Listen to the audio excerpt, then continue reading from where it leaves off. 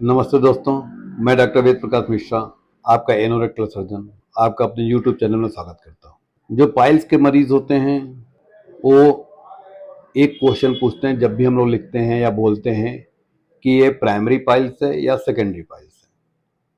तो मरीज क्वेश्चन पूछता है, सबको जिज्ञासा रहती है, जानकारी चाहिए होती है कि ये प्राइमरी पाइल्स क्या है और सेकेंडरी पाइल्स क्या है।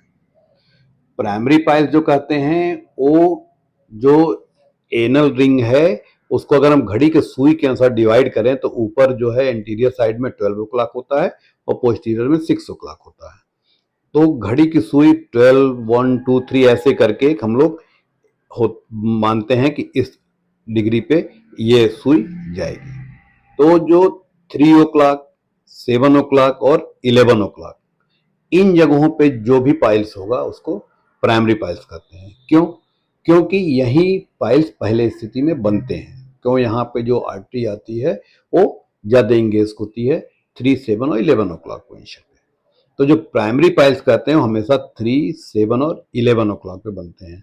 इसके साथ साथ कभी जो सेकेंडरी होती हैं कि जो मेन आर्टरी आती है, इसके अलावा जो इसके ब्रांचेज होते हैं, उसके कारण जब पाइल्स बनते हैं तो इन तीनों पोजीशन के अलावा बनते हैं।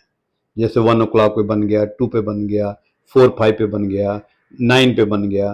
तो ये जो पाइल्स बनते हैं इसको सेकेंडरी पाइल्स कहते हैं। यानी 3, 7, 11 पे जो है प्राइमरी होते हैं, बाकी जगहों पे जितने पाइल्स होते हैं वो सेकेंडरी होते हैं।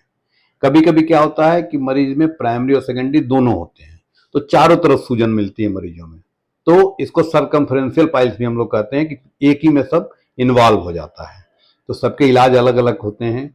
जो लेजर ट्रीटमेंट या लाइगेशन ट्रीटमेंट ज़्यादातर जो हम लोग करते हैं वो प्राइमरी पाइल्स के लिए करते हैं, 3, 7 और 11 पे।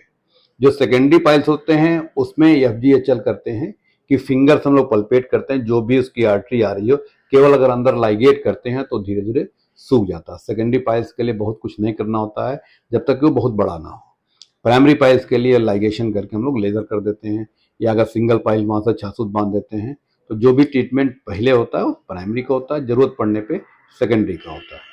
अगर इस तरह की और कोई जानकारी चाहिए तो नीचे दिए गए नंबर पर संपर्क कर सकते हैं। धन्यवाद।